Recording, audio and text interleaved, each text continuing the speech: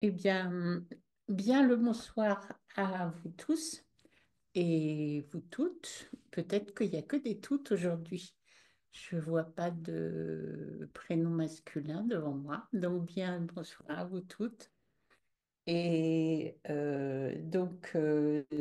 Pour ce soir, on a pensé à ce thème de se retrouver.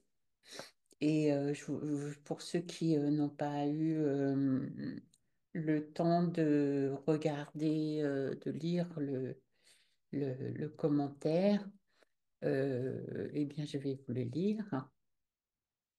Dans ce monde qui va vite, il est si facile de se perdre dans la gestion du quotidien ou dans ses propres pensées, peurs ou projections sur l'avenir. Au fond de nous, pourtant, il y a cette petite voix, comme un élan intérieur, presque silencieux, qui nous appelle à revenir chez soi. Comment se retrouver, être à l'écoute de sa profondeur, afin d'habiter sa vie plutôt que de la traverser. Voilà notre thème de ce soir. Et effectivement, je crois que se retrouver, c'est quelque chose dont on a tous vraiment besoin. Et on en a besoin euh, profondément. Et on pourrait regarder un peu, pour commencer peut-être, à quoi on aspire quand on veut se retrouver.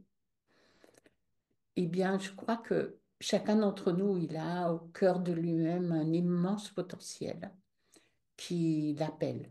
C'est comme si mon potentiel d'amour, mon potentiel de paix, mon potentiel de spiritualité, de lumière, de bonheur m'appelle. Et tant que on ne vit pas son plein potentiel, je crois on n'est pas satisfait. On est dans un espace de presque, je dirais, de frustration. Et je crois que la première chose à faire pour arriver à se retrouver, c'est de se donner le temps d'expérimenter ce potentiel. Parce que c'est vraiment le trésor le plus grand qui existe en nous. Et pourtant, c'est quelque chose qui est tellement illimité que c'est difficile de mettre le doigt dessus. Parce que on a l'habitude de se considérer au quotidien comme un être humain qui est euh, pris dans une certaine apparence, dans une certaine euh, quotidiennité, dans un certain euh, des soucis, des désirs. Et donc, tout ça, ça fait beaucoup de bruit. Et tout ce bruit, eh bien, ça nous empêche de pouvoir vraiment avoir cette chance de nous ressentir, de nous retrouver nous-mêmes.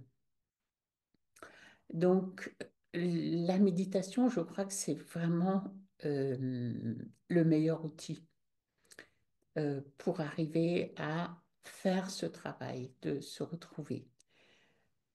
Alors, je vous propose de guider une petite méditation autour de cela. Donc, je vous invite à vous asseoir paisiblement, confortablement, et je vous invite à prendre conscience de cette réalité intérieure qui est en vous, de cette réalité subtile et profonde qui est au cœur de chacun d'entre nous. Donc, dans le silence, je m'autorise à pénétrer dans ce monde intérieur, à retrouver cette réalité, cette réalité subtile, intérieure et positive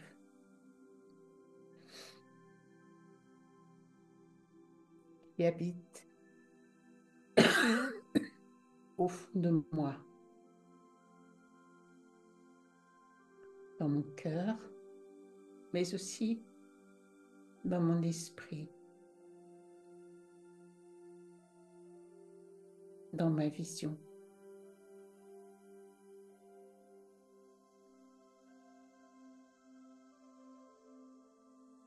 Je m'invite dans cette atmosphère, ce royaume intérieur, et je ressens la paix.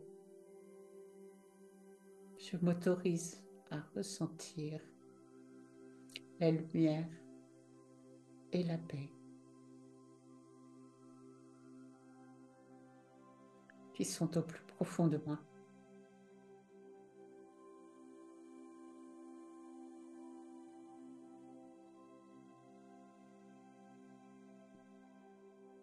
Et petit à petit, je reviens à ce que j'ai devant les yeux.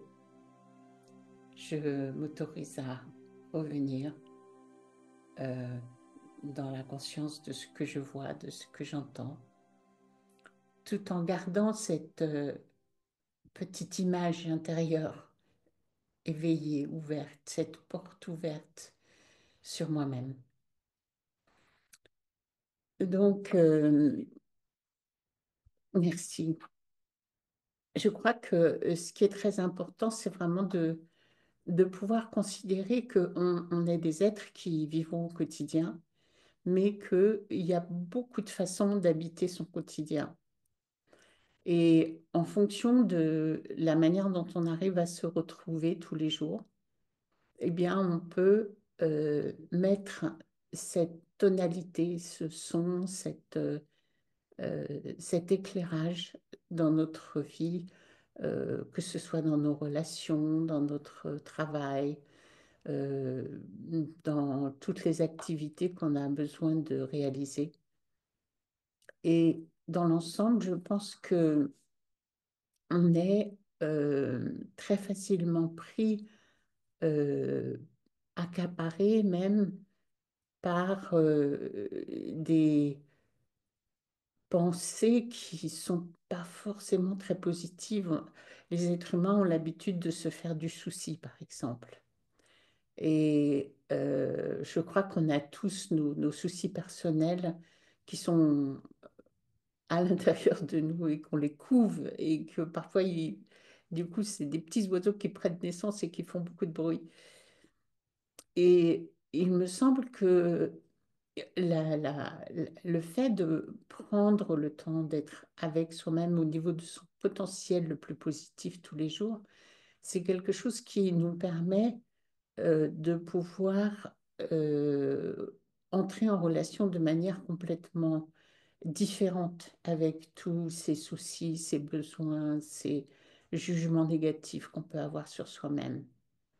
Parce que la négativité, c'est devenu une habitude, un fonctionnement dans notre monde aujourd'hui. Euh, mais c'est important d'avoir les yeux ouverts. C'est-à-dire que il y a une capacité dont on parle dans le Raja Yoga qui s'appelle l'intellect. Et cet intellect, il a la capacité de rester observateur, de pouvoir s'observer soi-même et de regarder ce qu'on s'inflige à soi-même, ce qu'on vit et comprendre qu'on a le choix.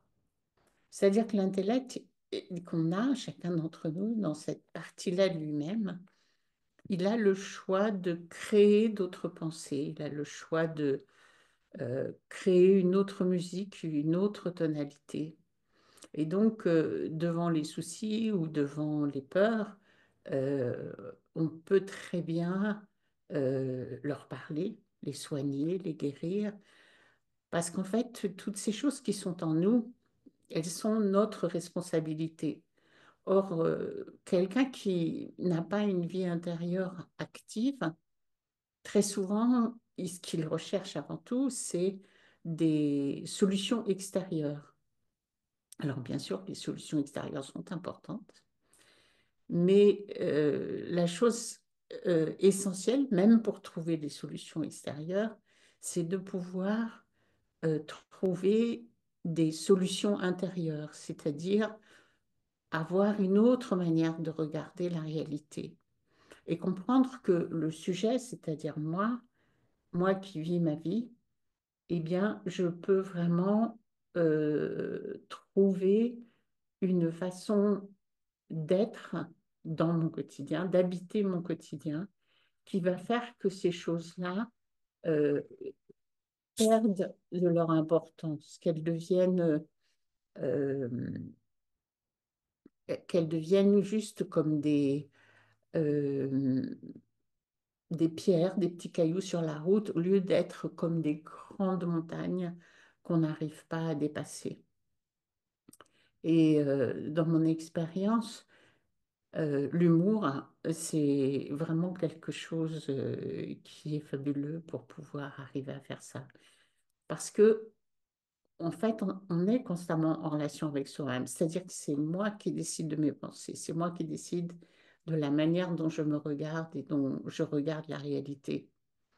Et si je prends conscience, je me regarde de regarder, eh bien, à ce moment-là, je peux avoir plus de gentillesse vis-à-vis de moi-même, plus de gentillesse vis-à-vis des autres, plus de patience vis-à-vis de moi-même et des autres et des événements, plus d'amour par rapport et à moi et aux autres.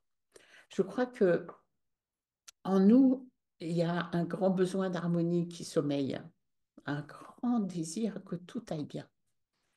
Et ce grand désir que tout aille bien, si on le vit juste de manière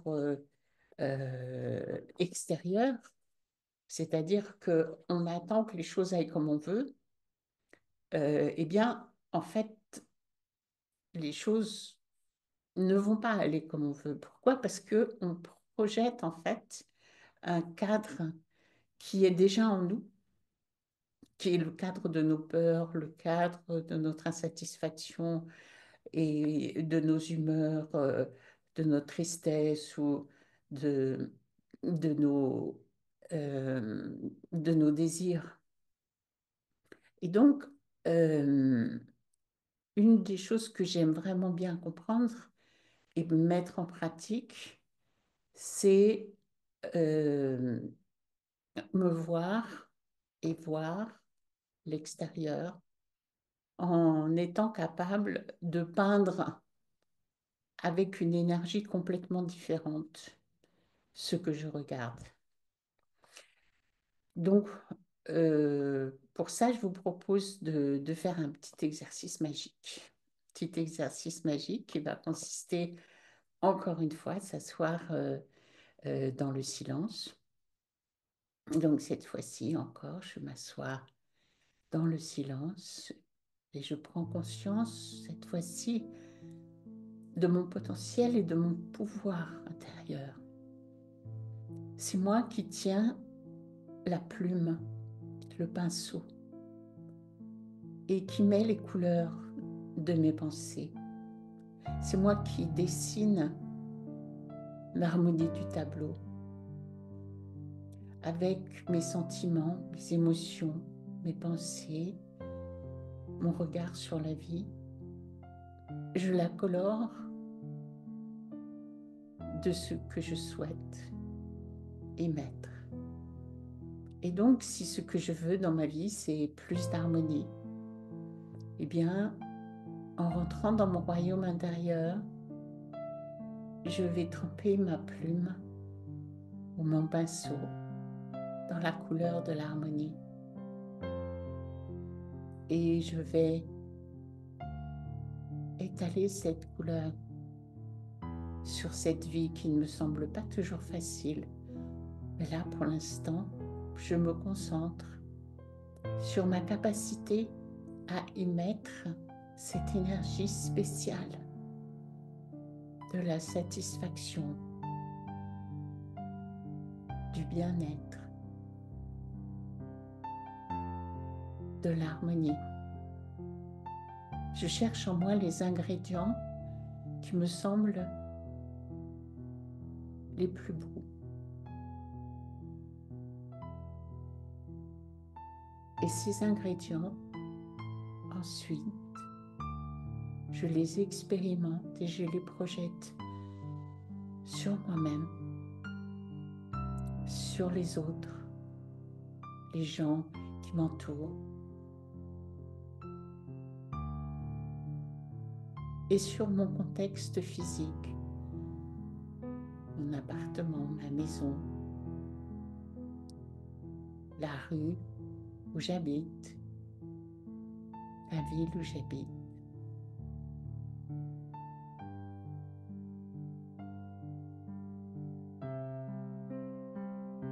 Je suis comme un diffuseur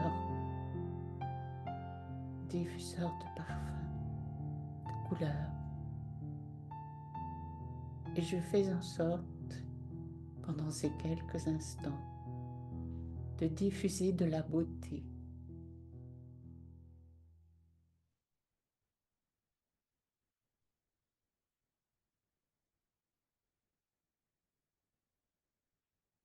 Donc voilà un petit exercice que j'aime bien faire et que je vous invite à faire vous aussi parce que, en fait, en tant qu'être humain, on est des donneurs.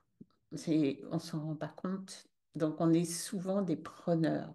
Donc, on prend les soucis des autres. On est de mauvaise humeur parce qu'il fait froid, ou parce qu'il pleut, ou parce qu'on a mal au dos, ou parce que les autres sont pas comme on voudrait qu'ils soient. On se sent triste. Donc, on a tendance à se laisser envahir par toutes ces choses qui nous entourent, dont on a souvent une lecture qui n'est pas optimiste.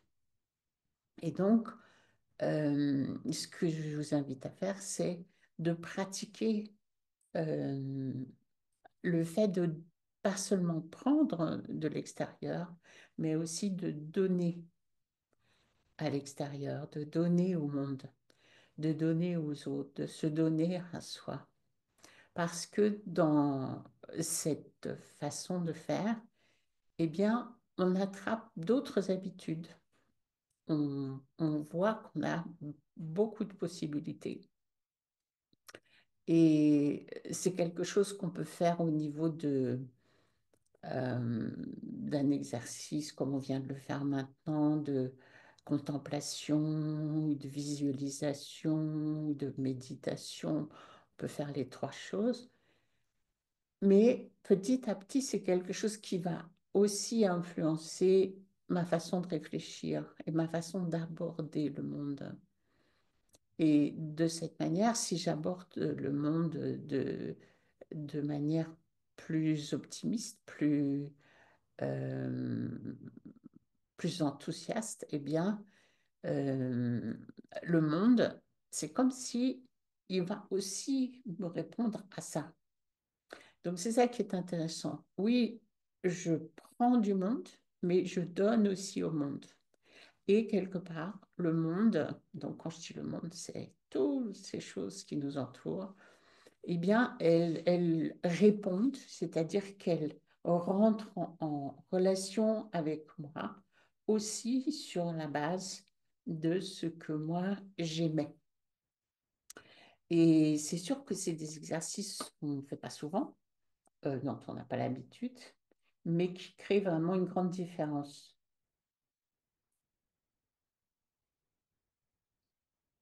Et par rapport à ça, euh, c'est euh, c'est facile d'être en attente, hein. On vit dans un monde où les gens sont en attente.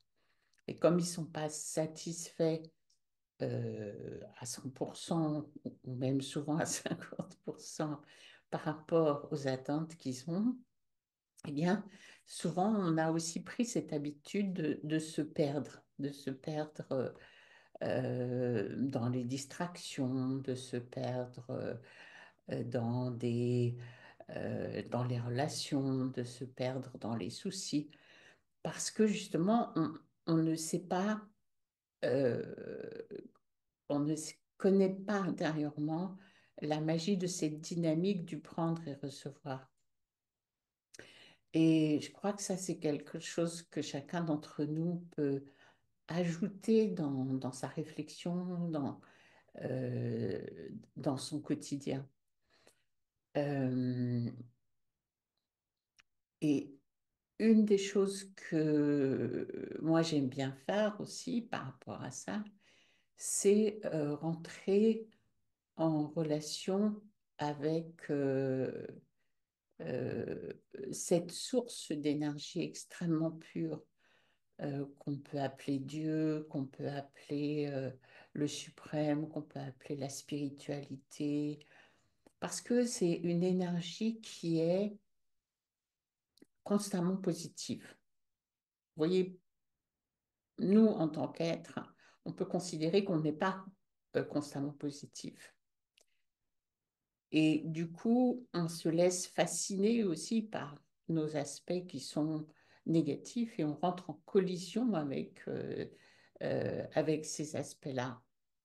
Or, quand on arrive à rentrer en relation avec cette dimension qui est pur amour, pure paix, pure euh, ouverture, euh, une joie constante, eh bien, ce qui se passe, c'est que on arrive à ce moment-là à comprendre que on appartient aussi à autre chose. Donc, je vous parlais tout à l'heure de notre potentiel. Euh, Notre potentiel, il va se nourrir à ce moment-là. Mon expérience de mon potentiel va aussi se nourrir de la quantité d'expériences positives que j'arrive à faire. Et parfois, on a du mal à s'asseoir avec soi en se disant je suis bien, je suis bien, je suis bien. Parce que justement, il y a plein de petites voix en nous qui disent non, t'es pas bien, non, ça va pas, ça va pas, ça va pas, ça c'est pas bien, t'aurais pu faire mieux, on te reproche ci et c'est pas par hasard. Alors que quand on rentre dans cette dimension avec l'âme suprême, on peut rentrer dans une dimension où le jugement s'arrête. Et c'est là où, personnellement, j'aime beaucoup la voie de la spiritualité, peut-être plutôt que la voie de la religion, où souvent les gens sont encore pris dans les rênes de la culpabilité et où ils considèrent que Dieu les juge, donc ils ont un peu peur, justement, de rentrer dans une vraie relation avec Dieu. Et donc, oui, je vous invite vraiment à considérer que cette présence est là, qu'elle m'attend, qu'elle a les bras grands ouverts et qu'elle est toujours dans un état d'acceptation, d'ouverture, de douceur, euh, de désir de donner aussi. Parce que les êtres humains, ils donnent que ce qu'ils ont. Donc, parfois, ils n'ont peut-être pas beaucoup à donner. Alors que Dieu, lui, il a énormément à donner parce que c'est tout ce qu'il a. Donc, je crois que ça, c'est vraiment important de considérer que, je dirais, c'est là où réside notre guérison. Donc, je vous invite maintenant à faire une petite méditation avec cet être merveilleux qui nous attend au bout de de l'autre côté de nos pensées. C'est-à-dire, moi, je ferai la pensée et à ce moment-là, cette réalité est là. Donc, je m'assois et je rentre dans mon monde intérieur. Je retrouve ce royaume, ce potentiel, cette dimension spirituelle. Et dans cette dimension, je perçois que je peux rejoindre, je peux me retrouver avec la source d'amour. Je peux rejoindre l'être source de paix, qui est comme un océan de paix, toujours présent, toujours stable. Et cette immensité de paix est à une pensée de distance. Et cette pensée, je suis libre de la créer. C'est moi qui peux aller m'asseoir avec cet être bien-aimé, aimant, doux, constamment positif, constamment empli de lumière, patience, et qui a une vision extrêmement positive de chacun d'entre nous parce qu'il sait voir au-delà de nos limites, notre réalité spirituelle, libre des limites. Et quand je suis en relation avec lui, j'apprends alors, moi aussi, à entrer dans cette dimension où je suis accueillie, adoptée, embrassée dans une étreinte d'amour, dans une danse de joie, de sérénité et de beauté absolue.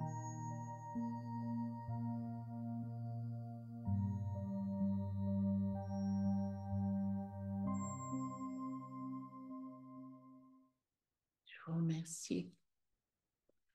Alors, je vous invite, si vous avez des questions, à les poser. Mais avant, j'aurais peut-être voulu vous parler d'un autre aspect du fait de se retrouver, qui est de prendre le temps de me retrouver pour me soigner, pour me guérir. Parce qu'en fait, je crois que on a tous, on parle souvent de l'enfant intérieur. Et je crois que cet enfant intérieur qui est passé par les hauts et les bas et les montagnes russes de l'existence, eh bien, il a laissé des petits bouts de lui-même qui pleurent au fond de soi.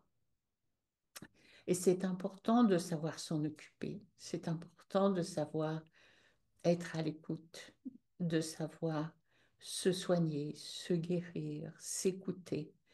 Et en dehors de s'écouter, se parler, se consoler, se remonter le moral. Pas comme quelque chose qui serait faux, ni avec un esprit de supériorité ou d'arrogance, mais avec l'esprit d'une meilleure amie qui t'aime vraiment et qui sait voir en toi ta propre beauté. Et donc créer cette relation de devenir ou d'être euh, ma meilleure conseillère, ma meilleure thérapeute, ma meilleure professeure, ma meilleure amie, ma meilleure... enfin, le mot meilleur, il est un peu extrapolé des fois, mais être une amie, oui, vraiment une vraie amie pour soi. Parce que je crois que on a tous souffert à un moment ou à un autre dans notre existence d'un manque de confiance de la part des autres, d'un manque de respect de la part des autres. Et il est temps qu'on sache se le donner à soi-même, ce respect, cet amour. Et je pense qu'on en a vraiment besoin. Et ça implique que du coup, on n'est pas dans l'attente que les autres nous le donnent et on arrête de créer des relations de dépendance parce que je crois qu'il n'y a rien de plus difficile à vivre que les relations de dépendance. Donc, pour ne plus être dans la dépendance, eh bien, il faut savoir se donner ce dont on a vraiment besoin. Parce que l'alcoolique qui dépend de l'alcool, en fait, c'est pas l'alcool dont il a besoin. Il a besoin de bien-être, mais il a besoin de s'occuper de lui, il a besoin d'amour, il a besoin de paix, il a besoin de que son cœur aille mieux. Et ce petit cœur-là, c'est moi qui dois m'en occuper. Donc voilà pour ce soir. Alors si vous avez des questions, des choses à dire, ben, n'hésitez pas à les écrire dans le chat. Je peux y répondre pendant encore quelques minutes. Et sinon, eh bien, si rien apparaît dans le chat, je vous remercie d'être là et je vous souhaite une très très bonne soirée et je vous dis à bientôt.